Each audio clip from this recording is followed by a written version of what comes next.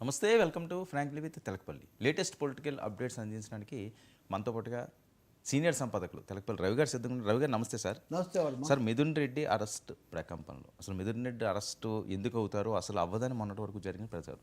కానీ all of సడన్గా supreme court ఇవన్నీ కూడా ముందస్తు బెయిల్ నిరాకరించడం, హైకోర్టు ముందుగానే నిరాకరించడంతో ఆయన అరెస్ట్ చేశారు. రాజమండ్రి జైలుకి కూడా పంపించడం జరిగింది. ఇక నెక్స్ట్ జగన్మోహన్ రెడ్డి గారి వైపే అన్ని దారులు వెళుతున్నాయని జరుగుతున్న ప్రచారం. దీనిపై సజ్జల వాళ్ళు మాట్లాడే అంశాలు. మొదట మిథున్ రెడ్డి అరెస్ట్ తీసుకుంటే అది జరుగుతుందని తెలిసే కదా ఆయన ముందస్తు బెయిల్కి వెళ్ళాడు. జరగదు లేకపోతే ఇది నిలబడదు కేసు అని ఇప్పటికి కూడా చెప్తున్నారు వాళ్ళు. అది ఎంతవరకు అనే విషయం ఎలా ఉన్నా కానీ చాలా విస్తృతమైన ఈ లిక్కర్ వల అనేది అయితే ఒకటి అల్లబడింది అనే విషయాన్ని వాళ్ళు దర్యాప్తు దాంట్లో చెప్పారు. సిట్ అవి చెప్తూ ఉంది. చాలా పేర్లు మొదట్లో ఈయన అరెస్ట్ చేయడము, దాంట్లో కొంచెం ఆలస్యం జరగడము, ఛార్జ్షీట్ ఫైల్ కాకముందు అవన్నీ ఉన్నప్పటికీ కూడా తర్వాత అంతకంతకు కూడా పకడ్బందీగా వెళ్ళింది. దీంట్లో ముఖ్యంగా విజయసాయి రెడ్డి వాంగ్మూలం కూడా బాగా ఉపయోగపడింది అనేది స్పష్టమవుతుంది. కాబట్టి ఇక్కడ మిథున్ రెడ్డి అరెస్ట్ అయిన తర్వాత నేను ఒక అడ్వకేట్ చెప్తుంటే విన్నాను, ఈ కేసులు ఎక్కువ వాదించే ఆయన ఏమని అంటే ఛార్జ్ షీట్లో పేరు ఉన్నప్పుడు ఇంకా అరెస్ట్ చేయడం ఎందుకనే వైఖరి కోర్టు తీసుకుంది. కాబట్టి ఛార్జ్ షీట్లో పేరు పెట్టేశారు కాబట్టి ఏం జరగవచ్చు అని కొన్ని సందేహాలు వెలిబుచ్చారు. అయినా కానీ సిబిఐ కోర్టు కూడా కింద ఉన్న కోర్టు ఏసీబీ కోర్టు కూడా ఇది అరెస్టు రిమాండ్ ఇచ్చింది. రాజమండ్రికి పంపించారు. ఇప్పుడు సో రాజమండ్రికి పంపించడం అనేది సిగ్నిఫికెంట్. అంటే చంద్రబాబు నాయుడు అక్కడికే పంపించారు. అంతకుముందు కూడా కొంతమందిని పెట్టారు. వెంటనే దీని మీద అనేక రకాలైన ఇవి కూడా తీస్తున్నారు కదా, అనాలజీస్, పోలికలు. ఆయన ఈ జిల్లాకి ఇన్ఛార్జిగా ఉన్నాడు, ఈ జిల్లాకే జైలుకి వచ్చాడు. సార్, రాజకీయాల్లో సినిమా కథల్లాగా రాజకీయాల్లో కూడా ఇవన్నీ రకరకాల ట్విస్టులు వస్తుంటాయి. ఒకటైతే నిజం, ఇది చాలా లోతైన కుంభకోణం అనడంలో సందేహం లేదు. ఈ కుంభకోణంలో ఎవరెక్కడ పాత్ర? మిథున్ రెడ్డి ఎంపీ కదా, ఎంపీకి ప్రభుత్వ విధానానికి సంబంధం ఏంటి? ఆయనేమి దీంట్లో అసలు కేసే అది. ఇక్కడ ఒక ముఖ్యమైన అంశం ఏమంటే మిథున్ రెడ్డి లేదా పెద్దిరెడ్డి రామచంద్రారెడ్డికి అనుయాయుడు రాష్ట్రంలో గతంలో ఉప ముఖ్యమంత్రిగా ఉన్న నారాయణ స్వామి, పతివాడ నారాయణ, ఆయన నిజానికి ఎక్సైజ్ శాఖ మంత్రి. లిక్కర్ అనేది ఎక్సైజ్ శాఖ పరిధిలో అది. ఆయన లేడు దీంట్లో. ఆయన లేకపోవటమే అంటే ఇప్పుడు పిలిచారు సిట్టు, ఆయన ఏదో సమయం అడిగారంటారు, వెళ్తే ఏం చెప్తారో కానీ ఎందుకు లేరు అంటే నారాయణ స్వామిని పెట్టకపోవడమే ఇందులో ఒక పెద్ద వ్యూహం. అది కూడా అంటే సంబంధిత మంత్రికి తెలియకుండానే మీరు చక్రం తిప్పారు, అన్నీ మీరు చేశారు అనే విషయాన్ని ప్రపంచానికి చెప్పడం కోసమే సింబాలిక్గానే ఆయన కొంచెం ఆలస్యంగా ఆయన డీల్ చేస్తున్నట్టుగా కనిపిస్తుంది. ఇకపోతే ఈయనకేం సంబంధము అని కనుక ఆలోచిస్తే వాళ్ళు ఛార్జ్షీట్లో వివరాలని ఇదిగో ఫోన్ నెంబర్లు, ఈ ఫోన్ నెంబర్లన్నిటికీ ఫోన్లు చేశారు. ఈ ఫోన్ నెంబర్లో కాల్సు, టైము ఇవన్నీ జాబితా ఇచ్చారు. కాబట్టి సుప్రీంకోర్టు కూడా మొదట సమయం అడిగినటువంటి సుప్రీంకోర్టు, హడావుడి పడొద్దు అని చెప్పిన సుప్రీంకోర్టు ఆ తర్వాత ముందస్తు బెయిల్కు నిరాకరించడానికి కారణం అదే. ఇదిగో ఆధారాలు చూపిస్తున్నారు వాళ్ళు, దాని మీద విచారణ జరుపుతారు. మీరు చెప్పేది ఏదో అక్కడ చెప్పండి, మేమెందుకు ముందస్తుగా బెయిల్ ఇవ్వాలి, మీకు బెయిల్ ఇవ్వడానికి ఒక కారణం చెప్పండి అన్నారు. అంటే సుప్రీంకోర్టును ముందస్తు బెయిల్, సుప్రీంకోర్టును కన్విన్స్ చేసే కారణం వీళ్ళేం చెప్పలేకపోయారు. వాళ్ళేమో కొన్ని సాక్ష్యాలు చూపించారు. దాంతో ఇప్పుడు అరెస్ట్ అనేది జరిగింది. అది ఒక దశకు వచ్చింది. ఆయన ఇప్పుడు కూడా చెప్తున్నారు, ఇంకో మాట అన్నారు ముందే, ఒక 50 రోజుల లోపల ఉంటామేమో, అంతకంటే ఇదేమీ రుజువయ్యేది కాదు, నిలబడేది కాదు. నిలబడేది అవుతుందా లేదనేది కోర్టు చెప్పాలి. అది కోర్టులో ముందు వచ్చిన తర్వాత. కానీ ఒక క్రమ పద్ధతిలో, ఉదాహరణకు సత్యప్రసాద్ అని ఆయన దీనికి ఏం సంబంధం లేని ఒక అధికారిని దీనికి బాధ్యుడిగా పెట్టి అక్కడి నుంచి అంతకుముందు ఉన్న డిస్టిలరీ విధానాన్ని మార్చి అనేక ఫేక్ కంపెనీలు ఇవన్నీ కూడా సృష్టించి తాము కోరుకున్న డిస్టిలరీలకి ఆర్డర్లు వెళ్ళటం, ఆ వచ్చినటువంటి ఆర్డర్లనే ఆ డబ్బులను మళ్ళీ దారి మళ్ళించటం, ఈ మనీ లాండరింగ్ చేశారు. ఈ మనీ లాండరింగ్ కోసం ఇదిగో ఒక ఆపరేటర్ పేరు కూడా దాంట్లో రాశారు. ఈ ఆపరేటర్ను ప్రత్యేకించి a data operator Anusha was appointed and Vijayasai Reddy's mediation to relay daily sales to syndicate. So ఈ ఆపరేటర్ ద్వారా ఈ డైలీ సేల్స్ ఎంత జరిగింది, డబ్బులు ఎంత రావాలి, ఇవన్నీ కూడా చేశారు. 50-60 కోట్ల రూపాయలు నెలకు, 50-60 కోట్లు, 50 to 60 ఈ డబ్బును చేతులు మారుతూ అక్కడికి వెళ్ళింది. ఈ 300 కోట్లు ఇలా వచ్చినవి ప్రధానంగా ఎన్నికల నిధి కోసం వాడారు. ఈ నిధి అన్నది లేదా ఈ ఫండింగ్, ఈ డబ్బు చెవిరెడ్డి భాస్కర్ రెడ్డి ద్వారా చేరింది. ఇది వాళ్ళ ప్రాసిక్యూషన్ యొక్క ప్రధానమైన ఆరోపణ. దాంట్లో వాళ్ళు పెట్టింది. నిన్న రిమాండ్ రిపోర్ట్లో కూడా ఈ వివరాలన్నీ కూడా పెట్టారు. కాబట్టి మిథున్ రెడ్డి పేరు A4గా చేర్చిన తర్వాత ఇది మరింత బలపడి ఒకదాని తర్వాత ఒకటి పరిణామాలు జరిగాయి. కొంతమంది ఊహించినట్టు ఆయన ఇక్కడితో ఆకపోవచ్చు, ఖచ్చితంగా మళ్ళీ హైకోర్టుకు, పైకోర్టుకు వెళ్ళటం, వీటిని సవాల్ చేయటం ఇదంతా కూడా జరుగుతుంది. కానీ ఇప్పటికైతే ఆయనకి ఎలాంటి రిలీఫ్ ఇవ్వలేదు. రిమాండ్ కూడా 10 రోజులకు పైనే వేశారు. కాబట్టి ఆయన రాజమండ్రిలో ఉండటం అనేది తప్పనిసరిగా జరుగుతుంది. వైసీపీ వ్యవస్థకు సంబంధించి ఇది ఒక మేజర్ నిర్ణయమే.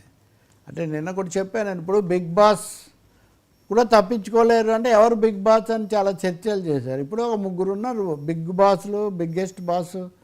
ఇప్పుడు పెద్దిరెడ్డి రామచంద్రారెడ్డి, ఆయన పేరు ఇందులో చెప్పకపోయినా ఆయన కుటుంబము, సజ్జల రామకృష్ణారెడ్డి, ఆ తర్వాత జగన్మోహన్ రెడ్డి. సో జగన్ దాన్ని మనం మాట్లాడే ముందు ఇవన్నీ ఈ దశ దాకా వచ్చిన తర్వాత ఇంకా ఏమవుతుంది, ఈ విచారణ 10 రోజులు పెట్టుకున్నప్పుడు అక్కడ ఏ విషయాలు ఆయన అయితే ఏం చెప్పడం లేదు. నేను సహకరిస్తాను అని చెప్పారు, సరెండర్ అవుతానని కూడా చెప్పారు, సరెండర్ కూడా అయ్యారు. కాబట్టి ఇంకా అదైపోయింది.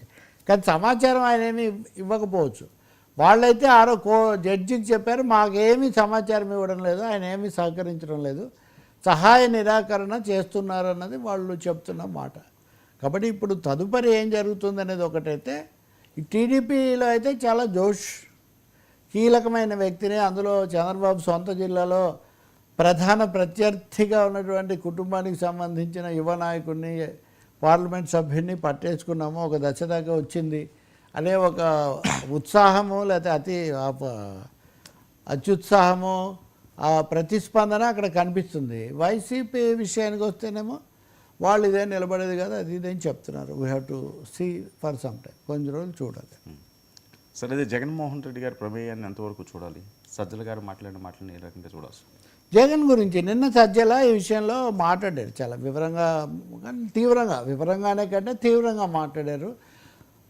అదే అలాగే నేషనల్ మీడియా కూడా దీన్ని బాగా రిపోర్ట్ చేసింది. ఒక అంశం మనం గుర్తించవచ్చు, ఢిల్లీలో ఒక లిక్కర్ స్కాము, ఛత్తీస్గఢ్లో ఒక లిక్కర్ స్కాము, తెలంగాణలో ఒక లిక్కర్ స్కాము, తమిళనాడులో కూడా ఒక స్కాము. సో ఇదంతా ఒక గొలుసు కట్టులాగా, ఒక చైన్ దీనిలాగా ఉంది. వీళ్ళందరూ దుబాయ్లో వీళ్ళు కలిశారు, అక్కడ ఫోన్ ట్యాపింగ్ నిందితులతో దుబాయ్లో వీళ్ళు మాట్లాడారని చెప్పింది. ఎందుకంటే ఒక పెద్ద కనెక్టివిటీని ఇక్కడ సిబిఐ లేదా ఆయా రాష్ట్రాల్లో పెట్టిన సిట్ అవి ఎస్టాబ్లిష్ చేస్తున్నట్టు మనకు కనిపిస్తుంది మనకు. కానీ జగన్ పేరు ఇందులో ఉంది, ముందు ఛార్జ్షీట్లో లేదన్నప్పటికీ ఇప్పుడు కేసు దాంట్లో వాళ్ళు అందులో పెట్టారు. అయితే ఆయన్ను కుట్ర పన్నిన వాళ్ళలో కాకుండా లబ్ధిదారుల జాబితాలో చేర్చారు. ఈ డబ్బు జగన్మోహన్ రెడ్డికి చేరింది అని. దీనికి తేడా ఏముంటుంది, ఇచ్చిపుచ్చుకోవడం అని అనొచ్చు. కానీ కుట్ర పన్నింది, విధానాన్ని రూపొందించింది, ఇదంతా ప్రధానంగా మిథున్ రెడ్డి తరఫున జరిగింది. జగన్ దీనివల్ల 60 కోట్ల లాభం అన్నప్పుడు దాంట్లో తీసుకుంటూ వస్తున్నారు. దీన్ని ఒక గదిలో చేర్చారని, అది కూడా పలానా గదిలో ఇవన్నీ కూడా తీసిపెట్టారు, ఈ పద్ధతిలో చెప్తున్నారు. కాబట్టి ఇప్పుడు ఇవి వచ్చిన డబ్బులు దీనికోసం ఖచ్చితంగా ఉద్యోగులను వీళ్ళందరినీ కేటాయించారు, ఈ డబ్బులు వాళ్ళకి వెళ్తున్నాయి, ఇవి వచ్చిన వాటిని అక్కడ పెడుతున్నారు, వీళ్ళు డొల్ల కంపెనీల ద్వారా మళ్ళీ వీళ్ళు తెప్పించుకుంటున్నారు అని ఇవన్నీ చెప్పారు. ఇప్పుడు జగన్ దాకా ఇది వెళ్తుందా, జగన్ ఈ కేసులో అరెస్ట్ చేస్తారా, లేకపోతే ఇంకో దానికి చేస్తారా? మొన్న కూడా మనం ఇది చర్చించాం. అది తప్పకుండా ప్రభుత్వం యొక్క రాజకీయ నిర్ణయం మీద ఆధారపడి ఉంటుంది. సాంకేతికంగా వెంటనే తీసుకోవటం అనే అవసరం కంటే రాజకీయంగా జగన్ అరెస్ట్ చేయడం ద్వారా ఒక స్ట్రాంగ్ మెసేజ్ పంపించాలి, లేదా ఒక స్ట్రాంగ్ వార్నింగ్ ఇవ్వాలనుకుంటే వాళ్ళు ఆయన అరెస్ట్ చేయొచ్చు. ఇక్కడ ఉన్న తర్వాత కోర్టులో నిలబడ్డం సంగతి తర్వాత. కానీ ఇప్పుడు సజ్జల నేను చాలా సీరియస్ కౌంటర్ ఆయన ఇస్తున్నారు. ఇదంతా బూటకం, నాటకాల్లో స్క్రిప్ట్ రాసినట్టుగా వాళ్ళ స్క్రిప్ట్లో తోచినట్టుగా రాసుకుంటూ వెళ్ళిపోయారు. అదేదో కార్పొరేషన్ చేస్తే జగన్కి ఏం సంబంధం, అలాగే ఎంపీకి ఏం సంబంధం, అంటే ఎవరికి సంబంధం లేకపోతే ఇన్ని పనులు ఏం జరగవు కదా. కాబట్టి విజయసాయి రెడ్డి గురించి కూడా సజ్జల మాట్లాడారు. ఇక్కడ విజయసాయి రెడ్డి పాత్ర కూడా కొంచెం ప్రశ్నార్థకమే అవుతుంది. ఎందుకంటే ప్రభుత్వం చెప్పే దీంట్లోనేమో ఛార్జ్షీట్లో రాయటం అది తప్ప వాళ్ళు విజయసాయి రెడ్డి మీద స్ట్రెస్ ఇవ్వట్లేదు. కానీ వాళ్ళ ఇంట్లోనే ఇదంతా అయిందని రాశారు. విజయసాయి రెడ్డి ఇంట్లోనే జరిగిందని. ఇందాక నేను చెప్పిన ఆపరేటర్ను కూడా విజయసాయి రెడ్డి ఆదేశాల మేరకు లేదా సూచన మేరకు తీసుకున్నారు అని కూడా ఈ రిపోర్ట్లో రాశారు. కాబట్టి విజయసాయి రెడ్డి అప్రూవర్ లాగా మారిపోయారు కాబట్టి ఇంకా ఆయన్ను ఏమి చేయరు అన్నదేం లేదు. విజయసాయి రెడ్డిని కూడా ఇందులో ఒక నిందితుల్లో ఈ భాగస్వాములో ఒకరిగా చూపిస్తున్నారు. కానీ జగన్మోహన్ రెడ్డిని అక్కడ చూపించట్లేదు. జగన్మోహన్ రెడ్డి పథకం పన్నారు, ఆ రోజు చర్చించారు అన్న దాంట్లో అక్కడ ఆ పేరు లేదు. సో దీని ఇంప్లికేషన్స్ న్యాయస్థానం ఎలా తీసుకుంటుంది, అలాగే ముందు అసలు సిట్ ఆయన వెంటనే అరెస్ట్ చేయమని చెప్పి ఆదేశాలు జారీ చేస్తుందా, సమయం తీసుకుని మరిన్ని సాక్ష్యాధారాలు సమకూరుస్తారో తెలియదు. కానీ సజ్జల మాత్రం దాదాపు ఎదురుదాడి తీవ్రంగానే చేశారు. ఇదంతా కావాలని రాజకీయ కక్షతో ఇరికిస్తున్నారు తప్ప ఇంకోటి లేదు. వాళ్ళు ఒక రాజకీయమైన ప్రశ్న వేస్తున్నారు, దానికి సమాధానం నిజంగా మనకు కూడా తెలియదు. అదేంటి అంటే మేము చంద్రబాబు నాయుడు మీద లిక్కర్ కేసు ఉందని లిక్కర్ కేసులో ఆయన మీద ఛార్జ్షీట్ పెట్టాం మేము. అంటే ఆయన స్కిల్ కేసులో అరెస్ట్ అయినప్పుడే ఈ విషయం కూడా మేము కేసు తీసుకొచ్చాము. తన మీద వచ్చిన కేసునేమో తన ప్రభుత్వంతో ఆయన రద్దు చేయించుకొని మా హయాంలో ఏదో జరిగిందని చెప్తున్నారు. తెలుగుదేశం హయాంలో ఉన్న లిక్కర్ స్కామ్ను మీరు ఎలా క్లోజ్ చేస్తారు? ఎవరి మీద వచ్చిందో వాళ్ళే క్లోజ్ చేసుకుంటే అది ఎలా చెల్లుబాటు అవుతుందని అడుగుతున్నారు. వీళ్ళు రాజకీయంగా ఏం సమాధానం చెప్తారో మనం అది చూడాల్సి ఉంటుంది. కానీ ఇది మటుకు నిలబడదు. మీరు 1000 కోట్లు గల్లంత అయినాయి అన్నారు, 3000 కోట్లు అన్నారు, ఇప్పటికి వచ్చేసరికి 300 కోట్లు అంటున్నారు. అంటే ఇది కూడా ఒక కొంచెం దీన్ని ఎస్టాబ్లిష్ చేయాల్సింది కనెక్షన్స్ ఏంటని.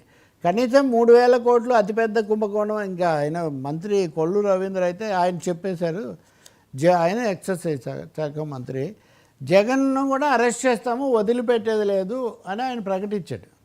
వదిలిపెట్టేది లేదు, మేము జగన్ అరెస్ట్ చేస్తామని. అది చట్టపరంగా ఎలా జరుగుతుంది అనే విషయం ఒకటైతే 1000 కోట్లు అన్నవాళ్ళు ఎందుకు 100 కోట్లకు వచ్చారు? ఏం మీకు ఆధారాలు దొరకలేదా అనే ఒక ప్రశ్న. మూడోది, మీరు ఎంత చేసినా మేమేం బయటకు వస్తాము, ఇవన్నీ నిలబడవు. పైగా సజ్జలను అయితే ఎదురుదాడి కూడా ఏంటంటే మేము రాగానే మీకు తగిన పాఠం చెప్తాం దీని అంతటికీ అని కూడా ఆయన చెప్తున్నారు.